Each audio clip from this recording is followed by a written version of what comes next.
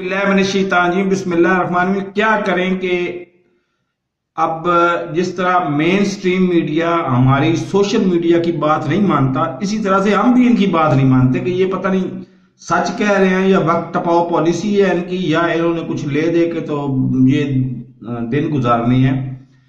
आजकल कौमी मफाहमत की बात हो रही है कि पीपल्स पार्टी को उधर अल्लाह भला करे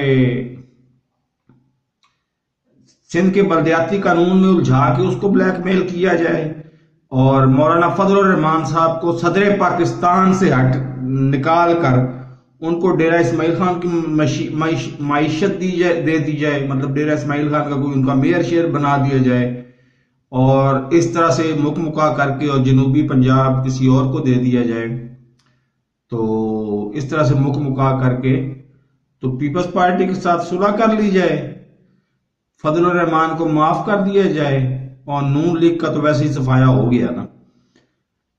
अगर इस तरह की कोई हरकत की, मैं पहले दिन से आज तक पाकिस्तान तहरीक इंसाफ को पाकिस्तान तहरीक इंसाफ मानता ही नहीं हूं। वहां पे एक शख्सियत का नाम है जिसको मैं मानता हूं, जिसको मैं अपना लीडर मानता हूं, वो है इमरान खान। अगर इमरान खान ने इस तरह की कोई,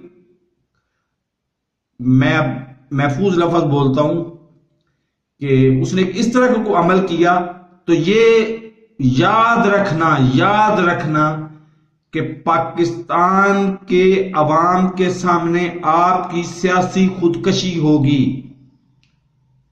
आपने पूरे 26 नहीं 28 29 30 साल आपने शोर मचाया एहतसाब एहतसाब एहतसाब। अब एहतसाब कहां गया? आप अगर पैसे वापस नहीं ले सकते तो इनको भी तो सियासत से निकालें ना। बहरहाल मेरे चैनल को सब्सक्राइब नहीं किया तो सब्सक्राइब कर लें, साथ लगे बेल आइकन को दबा के नोटिफिकेशन को ऑन कर दें ताकि मेरी हर नई आने वाली वीडियो का नोटिफिकेशन आपको बर वक्त मिल सके। अल्लाह हाफिज।